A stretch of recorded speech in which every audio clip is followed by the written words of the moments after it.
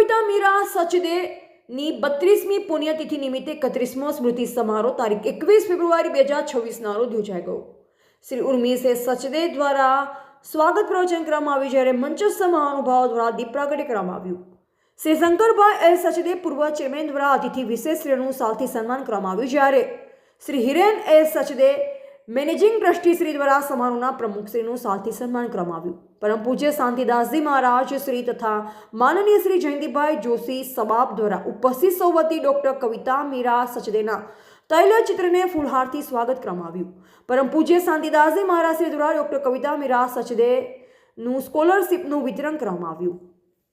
Doctor કવિતા મીરા સચદેની આજે 31મી પુણ્યતિથિ હતી અને 32મો સ્મૃતિ સમારોહ હતો।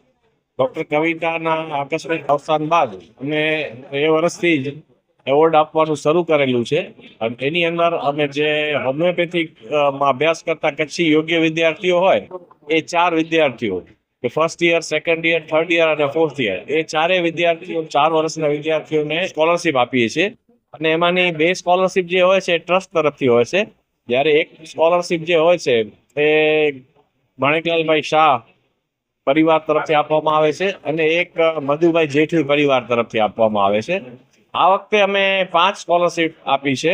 એનું કારણ એવું હતું કે એક જે વિદ્યાર્થીની હતા જેમને લાસ્ટ યર ફર્સ્ટ યરમાં BHMSમાં સ્કોલરશીપ મળી હતી, એમણે એપ્લાય કર્યું હતું। હકીકત એવી હતી કે ફર્સ્ટ યર BHMS છે એ 1.5 વર્ષનું હોય છે, એટલે આ એક વધારાનું એમનું વર્ષ હતું, તેમને એક સ્પેશિયલ સ્કોલરશીપ અમે આપી છે।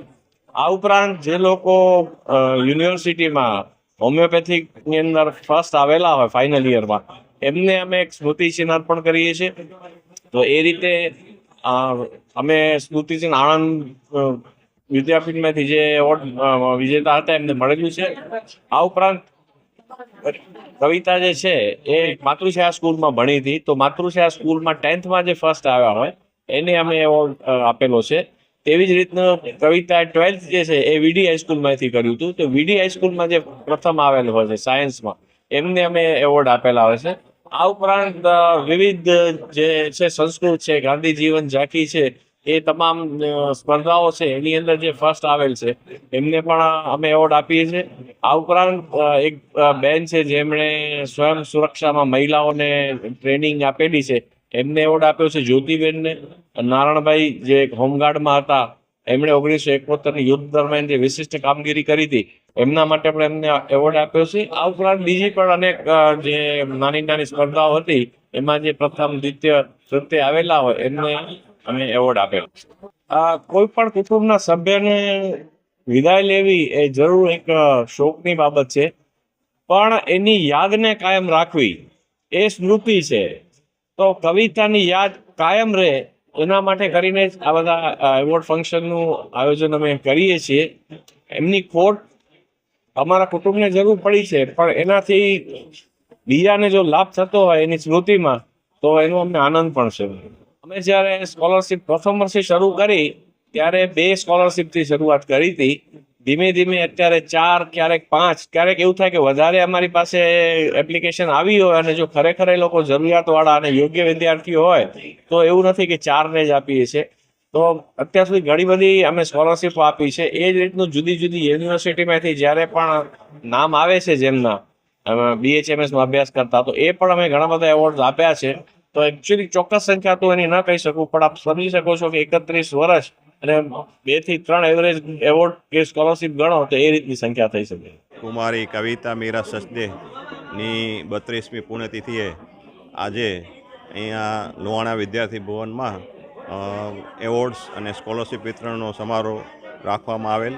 એમાં બહોળી સંખ્યામાં ભુજના પ્રતિષ્ઠિત વ્યક્તિઓ હાજર રહેલા, ટ્રસ્ટી મંડળ હાજર રહેલું અને જુદા જુદા ક્ષેત્રમાં જેમણે એચિવમેન્ટ પ્રાપ્ત કરેલું છે એમને એવોર્ડથી સન્માનિત કરવામાં આવ્યા અને 15,000ની 5 સ્કોલરશીપો, 3 સ્કોલરશીપ ટ્રસ્ટ તરફથી આપવામાં આવેલી, 1 સ્કોલરશીપ માણેકલાલભાઈ શાહ પરિવાર તરફથી આપવામાં આવેલ છે અને 1 સ્કોલરશીપ મધુસૂદન જેઠવી પરિવાર તરફથી આપવામાં આવેલ છે। અને જેટલા પણ સ્ટુડન્ટ્સ હાજર રહેલા, જેમણે સ્કોલરશીપ સ્વીકારી, જેમણે એવોર્ડ સ્વીકાર્યા, એ ખૂબ જ આનંદિત થયા છે, એમને બહુ પ્રેરણા મળી છે અને ભવિષ્યમાં પણ અમે ટ્રસ્ટ દ્વારા આવા એચિવમેન્ટ પ્રાપ્ત કરનાર વિદ્યાર્થીઓ ને વધુ સ્કોલરશિપ કેમ મળી રહે એમાં તે તત્પર રહેશું. કવિતા મીરા સચદે એમની આજે 32મી પુણ્યતિથિ અને 31મો સ્મૃતિ સમારોહ, અને આપે જોયું તેમ જુદા જુદા 5 વિદ્યાર્થી ભાઈ બહેનોને દરેકને ₹15,000ની સ્કોલરશિપ આપવામાં આવી. અને તે જ રીતે Sardar Patel university BHMS first અને બીજા 13 પ્રતિભાશાળી વિદ્યાર્થી ભાઈ બહેનો કે જેમણે જુદા જુદા વર્ગોમાં પ્રથમ સ્થાન પ્રાપ્ત કરેલું, એમને ડૉક્ટર કવિતા મીરા સચદે એવોર્ડ્સ એનાયત કરી અને એમની સિદ્ધિઓનું સન્માન કરવામાં આવ્યું.